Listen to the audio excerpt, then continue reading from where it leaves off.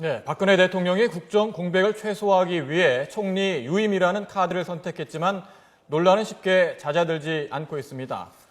계속 불거지는 인사 논란, 무엇이 문제인지 전문가와 함께 짚어보겠습니다. 네, 한국정치아카데미 김만은 원장 또 황태순 박사 나오셨습니다. 네. 어서 오십시오. 안녕하세요. 안녕하세요. 돌고 돌아서 원점으로 왔습니다. 2달 만에 원점으로 왔습니다. 정 총리 유임을 어떻게 보시는지요? 사실 저는 뭐 개인적으로는 여기 방송에 나와서 계속 보면 정호원 총리의 유임이 대안이 될 수 있다고 계속 얘기해왔던 입장에서는 말 그대로 고육지책이지만은 그래도 잘한 선택이다. 왜냐하니까 만약에 여기서 또 제3 번째, 물론 뭐 바람직하기로는 뚝딱 하고 말이야 한 번 만에 하루 만에 총리를 구할 수 있으면 좋겠죠. 근데 그게 그렇지 않은 것이 오는 7월 30일 재보궐선거 15군데 재보궐선거 있습니다. 또 지금 8명에 대한 장관 인사청문회 있고 1명에 대한 국정원장에 대한 인사청문회. 그야말로 7월 30일까지는 말 그대로 어떻게 보면 정치적, 정략적 그런 전국이 흐를 수밖에 없는 데다가 어떤 사람을 골랐다 하더라도 또 그 사람에 대해서 또 여러 가지 이야기들 나오고 이러고 저러고 하는 가운데 9월 1일 정기국회고 또 8월이면 국정감사입니다. 결국 보면 2달 내지 석 달 계속 공백은 계속될 수밖에 없고 이런 국정 공백의 지속화는 오히려 지금 정호원 총리의 유임을 통해서 얻을 수 있는 이익에 비하면 그 손해가 더 클 수 있다 하는 측면에서 말씀 그대로 고육지책이지만은 뭐 최선은 아니지만은 앞으로 뭐 하기에 따라서는 오히려 더 좋은 결과를 낼 수도 있는 그런 카드가 아닌가 그렇게 평가하고 있습니다. 오히려 좋을 수도 있는. 이 대목이 굉장히 중요합니다. 아주 비정상이죠. 뭐 약간의 비정상도 아니고 엄청난 비정상인데요. 뭐 그런 얘기들을 합니다. 우리 헌정사에서 처음이라고. 우리 헌정사에서만 처음일까요? 아마 세계 지금 근대 정치에서 이런 양상이 있었나 모르겠습니다.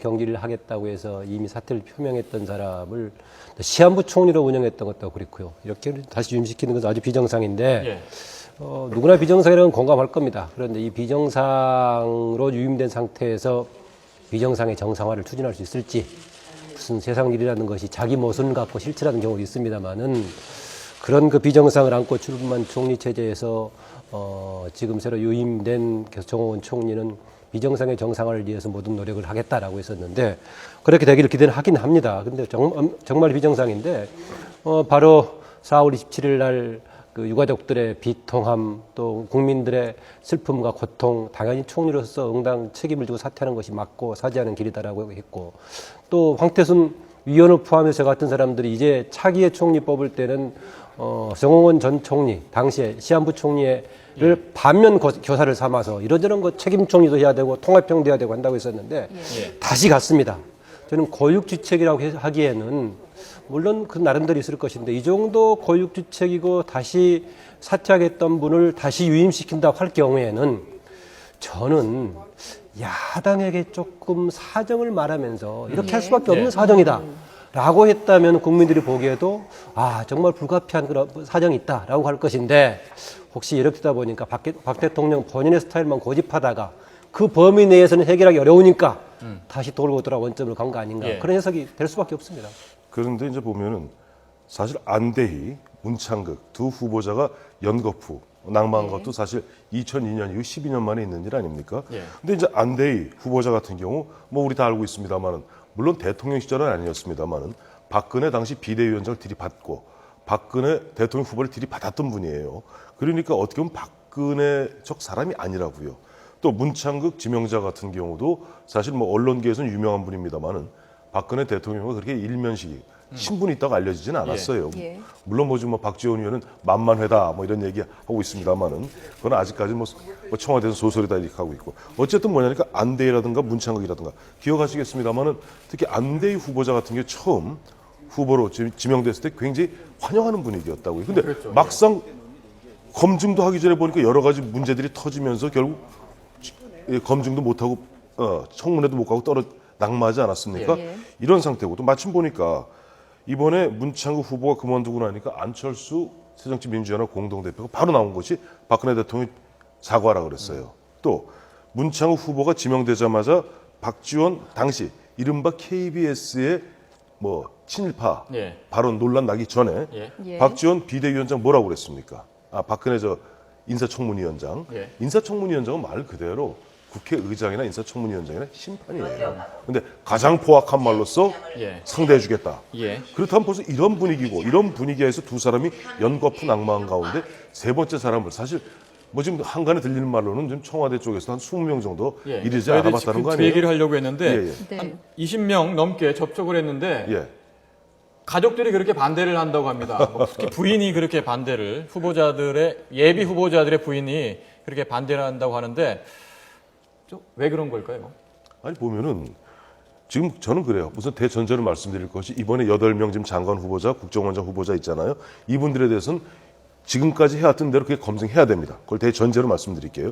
그러나 이것이 끝나고 나면 우리가 이런 인사청문 시스템을 좀 한번 손봐야 되는 것이 지금 현재 인사검증 시스템, 인사청문 시스템으로 하면은 사실 뭐 요즘 이런 말 있죠. 황희정승도 버텨내기 어렵다 하는 그런 이야기 하는데 무엇보다도 보면 살아온 행적들, 특히 가족들, 자식들이 많이 상처를 입게 돼요. 그렇다고 무슨 뭐 국무총리나 장관이 천년만년 하는 것도 아닌데 보면 그야말로 살아온 흔적들이 다 나오면서 자칫 잘못하면 이런 분위기에서 자칫하면 한 가정이 깨질 수 있는 그런 위기까지도 몰리는 그러다 보니까 지금 이번에 문창극 후보 흔들흔들하면서 내부적으로 좀 알아봤던 모양인데 한 20명가량 특히 부인, 자식들이 필사적으로 반대하는 분위기에서 박근혜 대통령 현재 같은 분위기에서는 사실 어려웠고 그러다 보니까 지금 정호원 총리 같은 경우는 유의만 하면 되는데 물론 앞서 우리 김만은 박사님 말씀대로 그런 부분에 있어서 사실 정무수석이 좀 미흡했던 거는 저도 그 지적을 하고 싶어요. 사실은 야당하고 이럴 때 바로 물밑 대화를 해야 되는 거예요. 부분적으로 그런 거충은 있겠지만은요. 그러나 그 어느 특정 어느 신문이 보도를 했던데 20여 명 접촉했다고.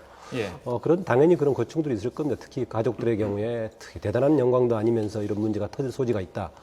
그런데 이렇게 비정상적으로 이미 사퇴를 하기로 했던 분을 유임시킬 정도면은 대통령이 더 이상 이렇게 뭔가 노력을 해서 하는 게 필요했다라고 봐지고 또 20여 명 했다고 한 마지막 단서에 뭐가 있었느냐면 그래도 대통령이 총리를 임명한 사람인데 우리 식구가 아닌 사람들 할 수 있겠느냐라고 했다고 본다면 역시 대통령이 인사의 그 범주 속에 자기 가지고 있던 그것을 벗어나지 못하다 보니 그랬다는 것 하고요. 또 하나요.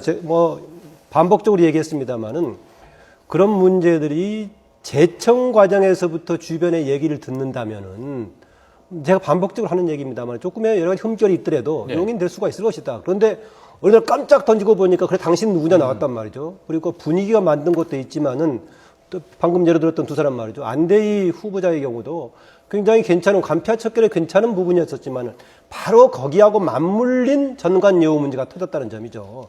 그 점에서는 분위기만의 문제는 아니었던 것 같고요. 또 하나 제 짐작컨대 청와대에서는 그 문제를 알았던 것 같습니다. 알았던 것 같은데 이제 국민의 눈높이를 넘지 못해서 차기의 기준으로 국민의 눈높이를 얘기했던 것 같고요. 그다음에 문창극 후보도 역시 역사관 또 이게 총리로서의 기본적인 가치하고 맞물린 문제였었지 단지 뭐 분위기상의만의 문제는 아니었다. 좀 그런 지적을 좀 하고 싶습니다. 이번 이 인사난맥이 박근혜 대통령의 지지율에는 어떤 영향을 미쳤는지 좀 살펴보도록 하겠습니다. 한국갤럽의 여론조사인데요. 네, 문창국 전 총리 후보 지명자가 사퇴한 24일부터 정홍원 총리 유임을 발표한 26일까지 조사한 결과입니다. 박근혜 대통령의 대통령 직무 수행을 긍정적으로 본 사람은 42% 정도고요. 전주 대비 1%포인트 하락했습니다. 이 부정적으로 보는 사람의 비율은 좀 그다지 변함이 없어 보이죠?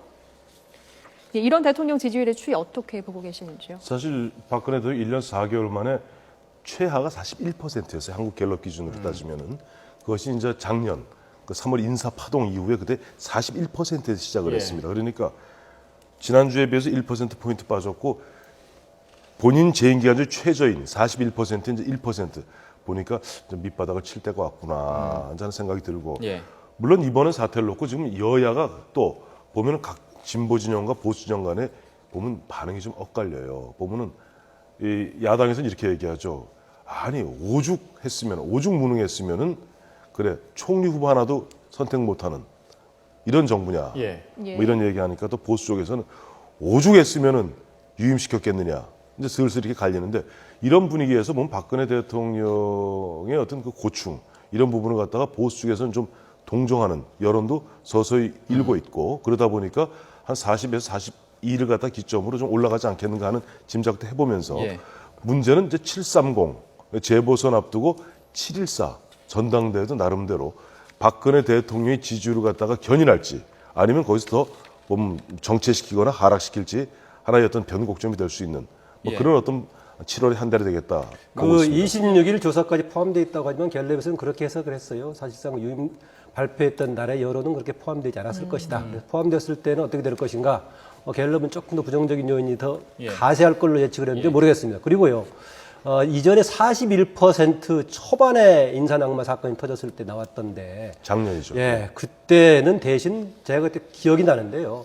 부정적인 평가가 29%였어요. 네, 30% 미만이었습니다. 예, 29%였기 때문에 대신 지금은 훨씬 긍정평가보다 부정평가가 높고 리얼미터의 경우 50% 넘기도 하기 때문에 그때보다 지금의 부정적인 평가가 아주 강해서 저는 이게 그냥 뭐 바닥을 치고 이런 상황이 아니라 보기에 따라서는 정권의 위기까지 갈 수 있다. 좀 그렇게 봅니다. 부정평가가 긍정평가를 한 2주 전에 그렇죠. 앞서 역전했죠. 역전한 이후에 계속 이어지고 있는 상황 아니겠습니까? 그렇습니다. 왜 부정평가가 이렇게 나오느냐? 가장 큰 원인은 역시 인사 문제를 뽑은 것 같은데요. 저희들이 그래픽이 준비되어 있지요.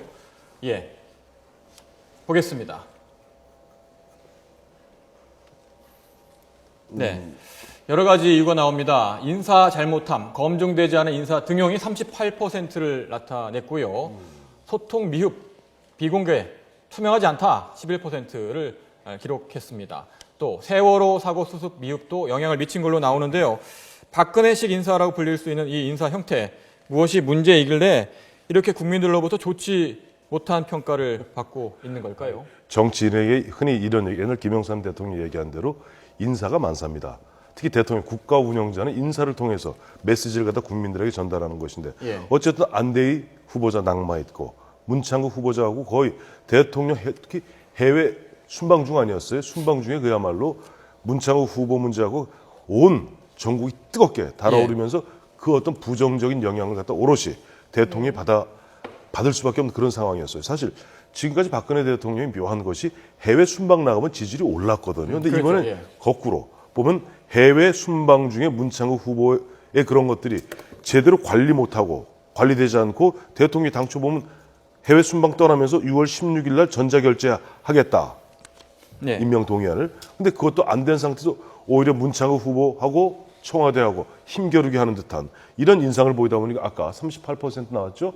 인사의 잘못함과 검증되지 않은 인사의 등용. 물론 저 38%라는 게 이게 중복 복수응답입니다. 그러니까 복수응답이긴 합니다만은 가장 많은 사람들이 국민들이 인사 잘못 즉 안대희 문창국으로 이어지는 그런 어떻게 보면 인사의 난맥상 거기다 마침 보니까 박지원 의원을 비롯해서 야당에서 이제 비선 얘기를 많이 하고 예전에 김영삼 대통령 시절에 대통령 비서실장을 했던 박관영 전 국회의장 같은 경우도 지금 박근혜 대통령이 너무 뭐랄까 공식 라인이 아니라 비선 라인을 통해서 그와 같은 사람들을 추천받는 것이 아닌가 하는 그런 문제를 제기하고 있거든요. 그러다 보니까 좀 이 국민들 입장에서는 뭔가 대통령이 분명히 인사를 잘못하고 있다. 잘못하고 있으니까 안대희에 이어서 문창국으로 계속 이어지는 것이 아닌가. 그렇다면 안대희 문창국을 탓하기도 해야 되겠지만은 보다 근본적으로 인사하는 대통령 그리고 대통령이 누구로부터 천거를 받고 있으며 또 누구를 통해서 확실하게 검증을 하고 있는지 이 부분이 잘못하고 있는 거 아니냐 문제를 제기하는 그게 1번, 2번 소통 문제도 결국 인사 문제와 같이 맞물려 있는 문제죠. 이게 보면 대통령 처음에 윤창중 당시 대변인 발탁할 때부터 초기에 여러 사람 낙마하고 인사 문제가 굉장히 큰 문제가 됐죠. 그 다음에 중간에 지난해 8월 달에 김기춘 실장 임명할 때 청와대 스태프들의 이제 교체가 있었지 않습니까?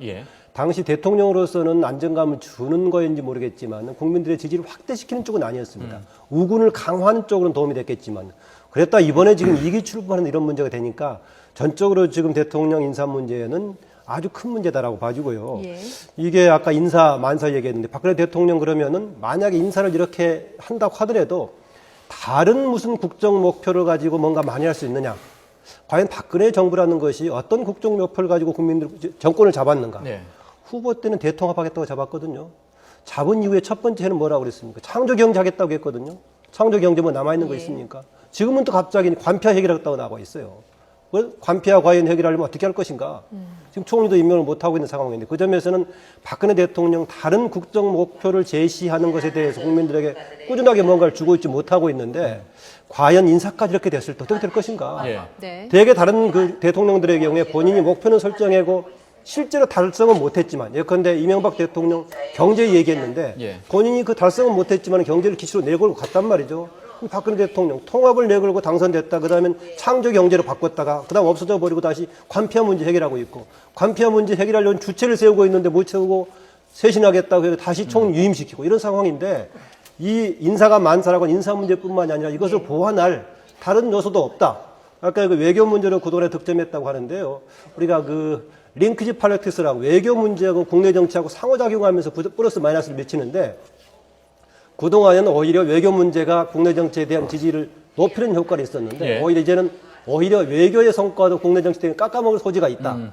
또 대통령에 대한 지지도가 집권 여당 새누리당에 대한 지지를 올리는 역할을 했었는데 대통령의 인사 문제가 경우에 따라서는 오히려 집권 여당 새누리당에 대한 지지도를 끌어내릴 요인이 될 가능성이 크다. 저는 그렇게 봅니다. 김 원장님 말씀을 들으니까 박근혜 정부가 잘하는 게 하나도 없네요. 예. 아니 뭐 집권 대통합하겠다고 버렸죠. 자, 그래서 창조경제 내세웠죠. 창조경제 어디가 있습니까? 지금 이제 관폐 해결하겠다고 나섰는데 그 시작을 총리 교체로부터 하겠다고 했는데 총리 다시 앉혔죠. 뭐 앞으로 잘할 수는 있겠죠. 그래도 좀 뭐 하실 말씀 있으시겠죠? 저요. 시간 얼마 있습니까? 태산같이 많아갖고. 근데 박근혜 대통령. 짧게 해주세요, 짧게. 예. 아니, 짧게 하면 안 됩니다. 2월 25일 이번에 경제혁신 3개년 계획 얘기했고, 5월 19일 날 국가 개조 얘기했습니다. 이제 앞서 말씀하신 대로 과연 지금 정호원 총리를 갖다 항해사로, 1등 항해사로 내세워서 가능하겠느냐 말씀하셨는데 저는 가능하다고 봅니다. 왜냐니까 솔직히 우리가 보면 지난해 한 해 동안, 2013년 한 해 동안 야당 집요하게 발목 잡았죠. 박근혜 대통령. 뭐라고 그랬습니까? 자, 국정원 댓글. 1년 내내 물고 늘어졌죠. 그리고 또 무슨 얘기했습니까? 자, 툭하고 광화문에 나가보세요. 명박 퇴진, 근해 퇴진, 명박 구속. 그다음에 남해 박사 기억나시죠? 남재준 해임, 박근혜 사과. 1년 내내 사과하라 뭐하라. 발목 잡았어. 그나마 박근혜 왜 그 사과를 안 합니까? 아니 잠깐만. 2월 25일 그나마 이제 경제혁신 3개년 계획 세웠는데 이번 세월호 때문에 스텝이 꼬인 거 사실이에요. 그리고 국가 대개조 얘기했는데 저는 정호원 총리가 의외로 제가 아까 처음에 잘할 수 있다고 하는 게 우리 이런 거 있잖아요. 살면서도 죽다 살아난 사람이 좀 물에 빠져 죽다 살아난 사람 보면은 정말 보면 잘 삽니다. 덤으로 살거든요. 그런 사람들이 하는 얘기. 전쟁터에 나가서 폭격 맞았다 살아나서 나는 나머지 인생을 덤으로 산다는데 덤으로 사는 덤 총리예요. 정호원 총리. 아, 덤 총리. 덤으로. 뭐 보니까 대한민국 총리 자리가 덤 자리입니까? 덤 아니죠. 그 총리의 역할을 앞으로 덤으로 살기 저는 때문에 한 두 가지 정도 얘기할 수 있겠어요. 잠깐만 짧게 말씀하시고 바로 드리겠습니다. 예. 지금 문제는 과연 박근혜 대통령이 얘기하는 책임 총리의 역할을 할 수 있느냐 없느냐? 그건 대통령이 정호원 총리에게 어느 정도 힘을 실어주냐에 따라서는 정호원 총리 검사 출신에 무엇보다 1년 4개월 동안 국정 운영을 봐왔고 특히 지난 2개월 동안 시한부 총리로서 우리 국정의 난맥상을 그야말로 묵묵히 마음을 비운 상태 본 분입니다. 저는 대통령이 힘만 조금 실어주면 충분히 이른바 우리가 기대했던 책임 총리 가능하다고 봅니다. 네, 김만호 원장님. 예, 저는 그 늘 하는 얘기입니다만 총리를 포함한 장관급들의 경우는요. 실제 기능도 중요하지만 국민들에게 어떤 메시지, 어떤 이미지를 줄 것인가 굉장히 중요합니다. 그랬을 때 정호원 총리가 유임됐을 때 국민들에게 경제 3개년 혁신한다고 내세울 수 있겠습니까? 이런 게 있고요. 그다음에 지금 정호원 총리 역할을 얘기했었는데요.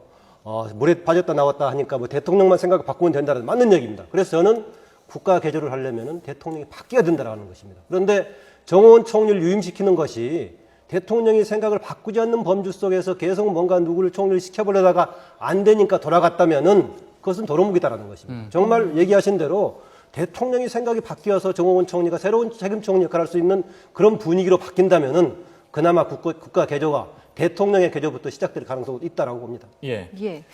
이제 730 재보선 이야기도 좀 해보도록 하겠습니다. 한 달여 앞으로 벌써 다가왔어요. 박근혜 대통령이나 여권이 이 문제를 가볍게 여길 수밖에 수 없는 그 이유 중에 하나겠죠. 이 인사 문제를. 이제 7월 재보궐선거가 15곳으로 늘어나게 됐는데 정당 지지율을 저희가 좀 준비를 해봤거든요. 보여주시죠. 네, 오늘 나온 갤럽 여론조사 결과 이 새누리당의 지지율이 41%고요. 새정치민주연합이 29%로 전주보다 소폭 하락을 했습니다. 그런데 두 당 모두 지지율이 지금 떨어졌어요. 그러니까 지지정당이 없다는 사람의 비율은 또 조금 이렇게 높아진 상황이죠.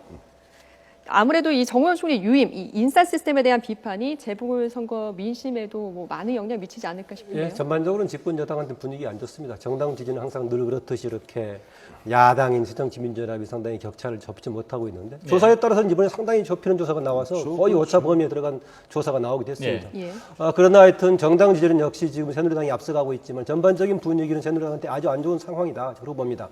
그리고 또 수도권을 중심으로 한 개별 지역구 구도로 보더라도 상당히 야당한테 좀 좋은 기회가 될 수 있는 상황이어서 전반적으로 봤을 때는 야당의 우세로 끝날 것인데 제가 예. 보기에요. 지금 예상컨대. 물론 개별 후보군들을 어떻게 배치할 것인가 이게 조건이 다를 수는 있습니다. 그래서 심지어는 어떤 사람들의 경우에는 현재 147석인 새누리당의 과반이 무너질 여지가 있지 않느냐라고 보는데 예. 3석만 확보하면 되기 때문에 과반까지 무너질 가능성은 그렇게 좀 커보지는 않습니다. 예, 공천 과정도 중요할 것 같고 이 재보선 결과가 향후 박근혜 정부 2기 뭐 활동에 큰 영향을 미칠 수밖에 없지 않겠습니까? 어떻게 보시는지요? 박근혜 정부는 지금 이미 세월호 사태 이후에 지금 하나하나 바뀌어 갈 수밖에 없는 그런 상황이에요. 예. 그리고 현재는 지난 6.4 지방선거에서 일단 무승부를 갖다 만들었다고는 합니다만은 사실 5월 말까지 그 분위기로 봐서는 새누리당이 참패였거든요. 그나마도 그렇죠. 예. 박근혜 마케팅이 어느 정도 먹힌 상태에서 빅수를 갖다 만들었는데 앞서 우리 김만호 원장 말씀하신 대로 지역적 이렇게 이 15곳을 지역구 특징을 예. 봤을 때. 지역구의 특징으로 봤을 때는 사실 새누리당이 좀 힘든 것만은 사실이에요. 사실인데 문제는 이게 이런 게 있더라고요.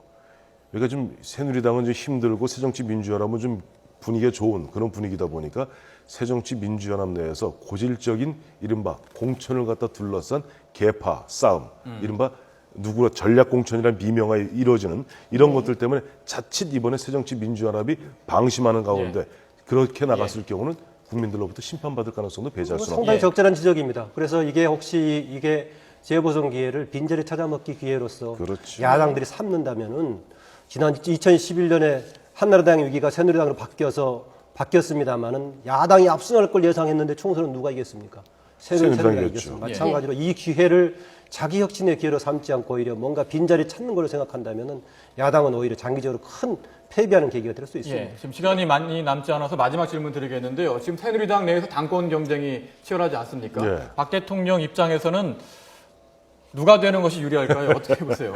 아니, 사실은 이게 좀 야당 대표를 뽑는 게 아니에요. 여당 대표이기 때문에 예. 여당은 사실상 대통령이 일반 당원입니다만은 사실 총재입니다. 그러니까 누가 되든 큰 차이가 없고 다만 대통령 입장에서는 누가 되든 간에 관계를 갖다 잘 설정해서 지금 박근혜 정부는 이렇게 봐야 되거든요. 새누리당 정권의 박근혜 정부일 뿐입니다. 5년 동안. 그러니까 뭐 박근혜 대통령도 그동안 어떻게 보면 소통이 잘 안 됐다. 이런 부분들을 갖고 이번 기회에 누가 당 대표가 되고 당 지도부가 나오든 간에 당과 청과 정부가 서로 좀 유기적으로 돌아갈 수 있는 이른바 수직적으로 또 수평적으로 서로 권한과 권능을 갖다 배분하면서 협업할 수 있는 그런 체제를 만들면은 뭐 좋은 결과가 나오겠죠. 예. 저는 역시 아까 황태순 의원이 박근혜 대통령이 바뀔 수밖에 없을 거라고 했는데 박근혜 대통령이 바뀌느냐 안 바뀌느냐 굉장히 중요하다. 박근혜 대통령이 바뀐다면은 괜찮은 지도 체제와 더불어 둘이 공익할 수 있고 박근혜 대통령이 바뀌지 않는다면은 당과 유리가 생기거나 아니면은 당과 동시에 공멸할 여지가 있어서 관건은 박근혜 대통령이 지난 1년 반하고는 다른 방향으로 국정 기조를 갈 것인가 이게 중요한 변수라고 봐집니다. 예, 지금까지 박근혜 정부의 인사 문제 그리고 730 재보선과 관련한 정치권 움직임을 짚어봤는데요. 두 분 말씀은 여기까지 듣도록 하겠습니다. 한국정치 아카데미 김만우 원장, 황태순 박사였습니다. 예, 고맙습니다. 네.